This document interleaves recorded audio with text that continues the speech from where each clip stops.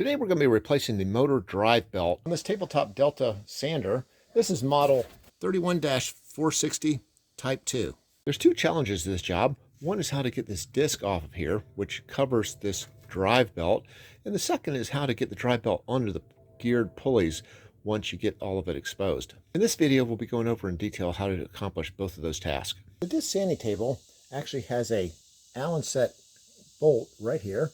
And once you loosen up this bolt, now you can actually slide the whole piece off of there, exposing the disc, and now you can remove the disc. There's a slide on the top of the cover over the sander disc that when you line up the Allen set key down there, you can actually see it. With the slide on the top, at first it might seem like it's a little hard to line up your Allen tool to get down into that hole, but you can actually bend this plastic by just pushing it over, like that, to be able to line up your tool. So putting the tool right down into the Allen set key, now we can just pull the plastic over and we're able to turn it and loosen it up to get the disc off. If the short end of this Allen set wrench is too short to turn to get enough torque on it, you can actually just take a socket and stick over the end of it and then turn it whichever direction you need to do to tighten or loosen. Hey, we'll be back in a little over 60 seconds and we're going to pause real quick to see if you need any eternal repair. You might say, eternal repair? What's that? Well, hey, consider your whole life. In all your life, have you ever told a lie before? I have, and I'm sure you have too. We all have. Also consider, have you ever stolen something, even no matter how small it was? I'm sure you have, and I have too. The whole point of where I'm going with this is those two rules, lying and stealing, those are two of the 10 commandments in the Bible, which define what sin is. So if you've broken even one of those rules, no matter how small it was, that means you've sinned, and we all have. The punishment for sin is going to hell, or eternal separation from God. The good news is Jesus Christ came to this earth. He didn't lie, he didn't steal, he didn't do all these crazy stuff that you and I've done. He was totally without sin. He was sacrificed on the cross for my personal sin and yours. He went to the grave. 3 days later, he defeated death, and now he sits beside the Father in heaven. The whole point of why he had to take that punishment on the cross was he was taking the punishment for your sin and for my sin. But it can only be accounted to you if through faith you believe in who he was, what he did, you submit to him as your Lord, and you repent. And when you do that, you can have eternal habitation with Jesus and the rest of the saints for eternity in heaven. You might be saying to yourself, hey, I'm a good person. Surely God wouldn't send me to hell for all the nice things I've done for people. But the truth of the matter is the Bible says, by grace you've been saved through faith, and that not of yourselves. It's a gift of God, not of works, lest any man or woman should boast. There is no amount of good work you can do to earn your righteousness before God.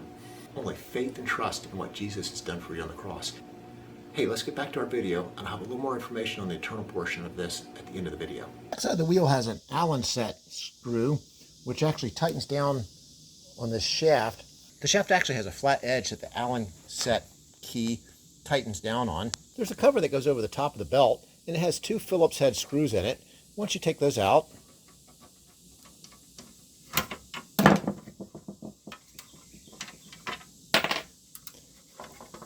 now the whole cover will come off, exposing the belt so that you can replace it. To get your new belt on, assuming that the adjustments for the tension are correct, you just simply put it over the small wheel, which has this flange on it, and then put it to the side of the upper wheel and begin to turn the upper wheel, and it'll just kind of wrap it right on around.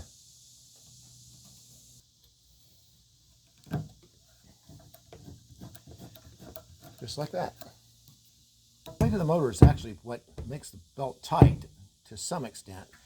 I believe there's an adjustment right here which actually pushes the motor down deeper. There's also some bolts that you can take off to raise this whole flat table where it pivots up so you can actually get to that bolt. But fortunately on this particular bolt replacement, the tension seems just about perfect when we put it back on, so we're not going to make any adjustments to the tension.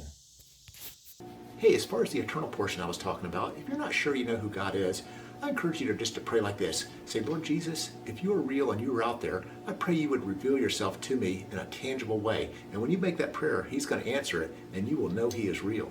At the point you know he is real and you're ready to accept him as your Lord and Savior, the gospel is so simple. All you have to do is just pray like this. Say, Lord Jesus, I recognize that you are the Son of God. You took the price for my personal sin on the cross. I surrender my will to your will as Lord of my life. I repent of my sin.